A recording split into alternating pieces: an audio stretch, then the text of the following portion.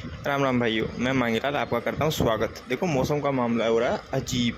बाहर जाओ तो लू लग जाती है, एसी में बैठो तो जुकाम लग जाती है, फिर दवाई खाओ, फिर दवाई के साइड इफ़ेक्ट हो गए तो और दवाई खाओ। घर का खाना खाने का मन नहीं करता, बाहर का खाना खाओ तो पचता नहीं है, फिर पेट खराब।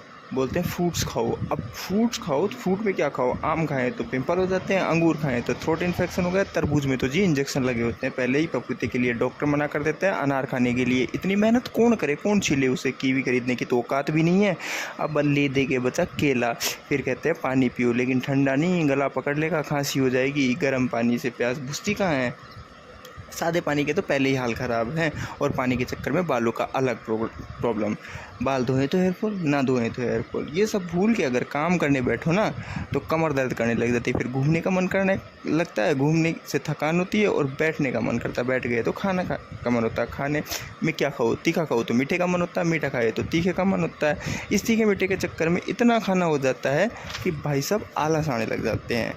अब आलस आ गए तो फिर फ़ोन की याद आ गई। एक बार जो फ़ोन हाथ में आ गया ना तो बस मन तो यही करता है कि बस एक दो मैसेज चेक करने, एक दो रील चेक करने, और फिर ख़त्म। पहली बात तो हमें कोई मैसेज करने वाला ही नहीं है भाई, फिर भी चेक तो ऐसे करते हैं जैसे कोई बहुत इंपॉर्टेंट मैसेज आ रहे हो।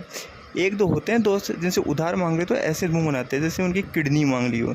लेकिन भाई साहब मीम और रील तो ऐसे शेयर करते हैं ना, ऐसे शेयर करते हैं जैसे देश विदेश की खबरें पहुंचाने का जिम्मा इन्होंने ही लिया हुआ है।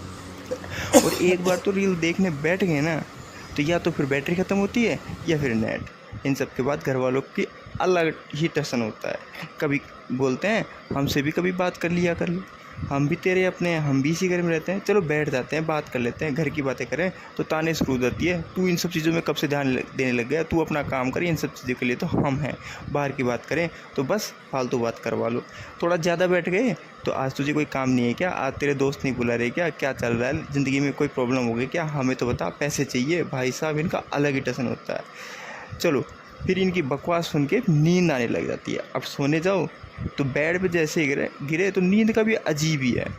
जब बेड पे जाओगे तो अजीब अजीब ख्याल आएंगे, नींद नहीं आएगी।